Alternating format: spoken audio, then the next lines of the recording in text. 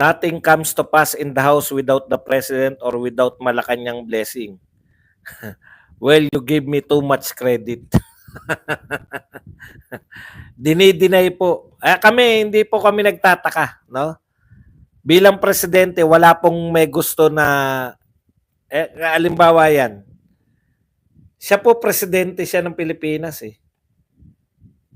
Ayaw niya po na impeachment dahil babagsak po yung ekonomiya natin yan. Maniwala kayo sa akin. Pag nagsimula na po yan, kung may natitira pa rito na foreign investors, tatanggalin na nila pera nila dito. Bakit? Puta, delikado na to. Malakas yan Duterte, tapos nag-aaway yung Duterte at Marcos. Kunin na natin pera natin. Lalo po tayong walang ma-attract na foreign investors dito. Magulo po yan. Kung wala pang impeachment, malalaking rally na nakikita ng mga tao. Mga dayuhan nakikita nila. Bakit panay rally? Correct. Kaya wala pong pangulo na may gusto na may impeachment sa panahon nila. Lalo nang impeach mo, Vice President. At hindi po simpleng Vice President si BP Sara. Si BP Sara po ang pinakamalaking boto sa buong kasaysayan ng Pilipinas.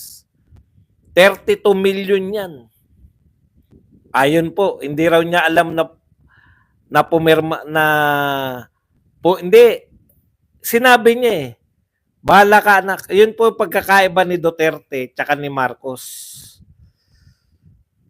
Ano po ang pagkakaiba? Pag sinabi ni Duterte, meron din pong mga nananawagan na impeach si Leni Robredo. Kasi naninira siya, dumadayo pa siya sa ibang bansa para manira.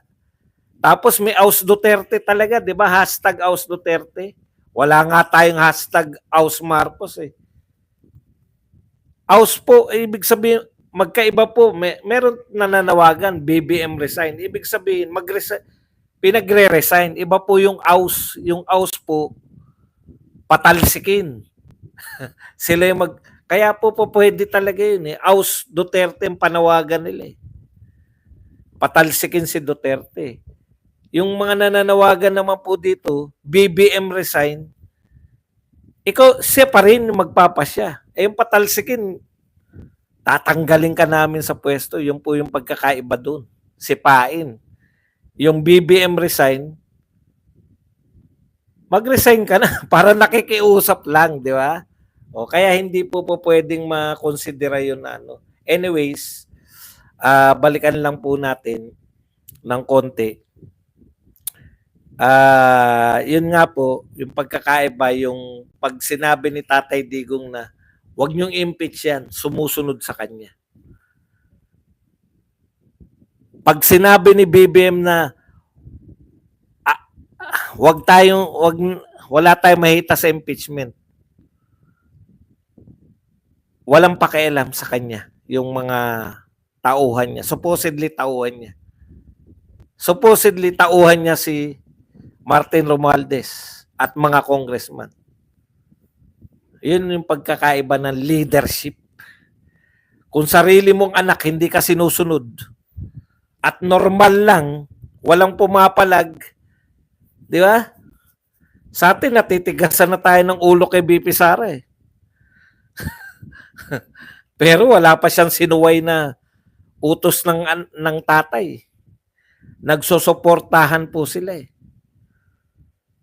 Ito talagang direkta, ayaw ni BBM ng impeachment, pero yung anak niya nangunguna pa. Yun nga, hindi raw niya alam na nangunguna pa. Yun talaga ang problema mo kasi. Wala na naniniwala sa'yo. Miski anak mo, parang hindi naman siguro yan yung ibig sabihin ng daddy ko. Boss, matutuloy pa rin naman kasi ipapatawag naman ni BBM ang Senate. Yun ang, hindi nga, kaya nga ngayon, ang yabang ni Chis di ba? Tapos sila Joel Villanueva rin, no? Kaya nga ngayon, ang sinasabi natin, dapat hindi sila pumayag. Yung vice cam po ba, iniiwan natin? Hindi po natin iniiwan yan. Meron pa rin po yan. Parang yung mga pagbebenta ng ginto, pag ano yan. Kaya lang, kahit naman ma-impeach si BP, may baste, may pulong, isama na natin si Kitty. Alam mo, Miss L, si BP Sara ang pinakamalakas sa mga kandidatong Duterte. Kung si BP Sara nga, nagawa nila, alam niyo yun, pag hindi natin nailigtas si BP Sara, malabo rin natin mailigtas yung iba. Vice President na nga yan, nagawan pa nila eh. Barbadong Good PM po, congressman namin dito sa Zamboanga, si Bugay, pumirma po, 0 vote na siya, solid DDS kami. Yan po para maramdaman nila, no? Na yung pagpirma nila ay may consequence. Ang problema po kasi pag walang consequence yung ginagawa ng mga congressman natin, hindi sila magtatanda eh. Good PM po. Eh ang matandang senador na hindi ka partido ni PRD, wag na iboto. Sino ba matandang senador?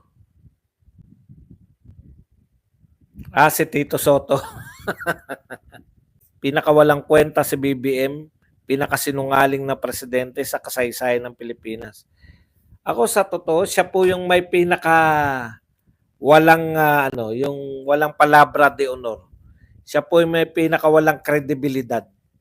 Pag nagsalita, hindi yan totoo. Sinabi niya na ayaw niya ng impeachment, wala po naniniwala eh. Kakampi niya at kalaban, wala naniniwala eh. Bakit hindi pumirma si Nograles? Hindi ko po alam. Siyempre, taga Davao, di ba? Baka sabihin po, taga Davao ka pa naman. Kasiraan po nila yan eh. Mahal po ng mga taga Davao yung mga Duterte. Tapos, maganda yung epekto na may presidenteng galing sa Mindanao. Ayan po, alam nyo, kayong mga taga Mindanao, ang tagal na panahon na wala talaga. As in wala. Sa Visayas, marami. Diba? Sila Manuel Roas.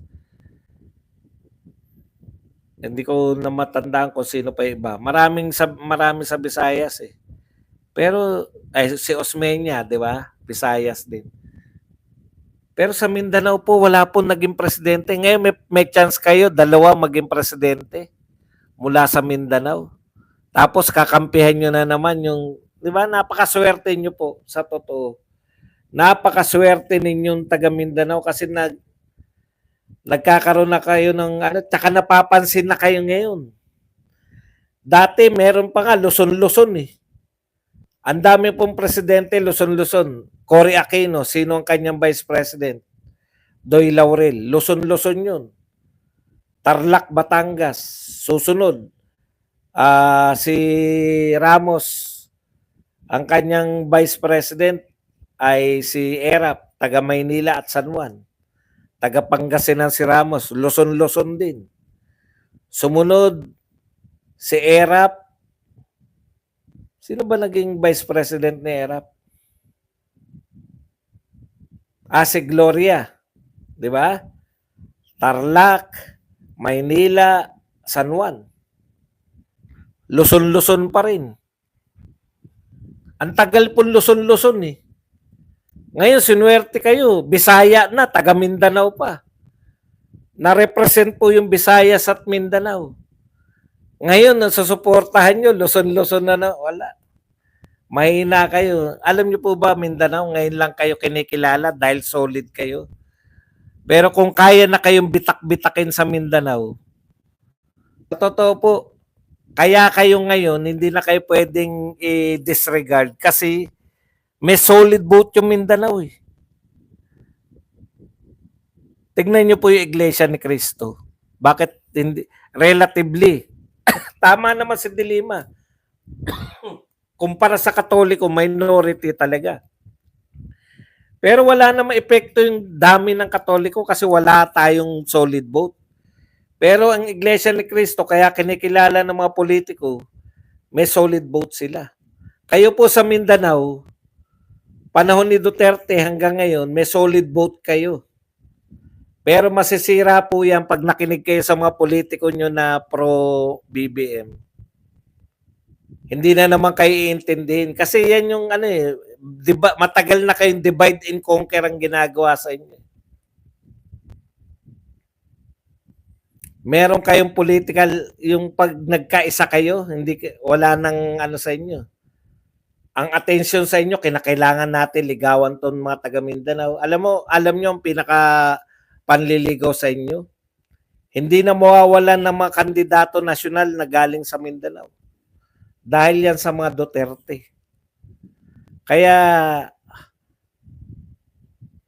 napaka malas nyo pag napagbiyak-biyak kayo ng mga politiko nyo. Hindi na naman kayo papansinin.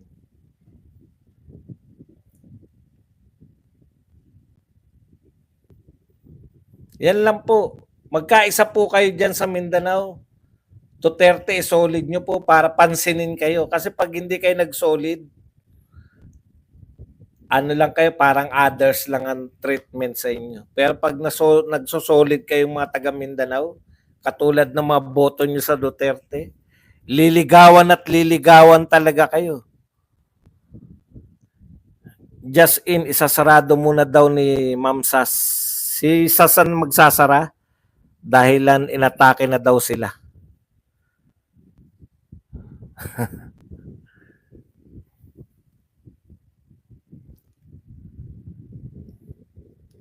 Yung mga taga Davao del Sur, sir, badong gustong sakmalin ang mga Congress. Tama yan. Mag-solid kayo dyan sa mga Duterte kasi yan lang po ang pag-asa na lagi kayong napapansin na ngayon. Pero pag nag-iba-iba, pag napagtagumpayan nila na hindi na kayo sumusuporta sa mga Duterte, wala na. Dahil na rin kayo papansinin. Kailan lang ba kayo napansin talaga sa national government? Sukang-suka ako sa galawan ng Marcos talaga. Si Sandro, napakabata pa pero demonyo na agad ang pag-uugali. Saan magmamana? May pagmamanahan ba?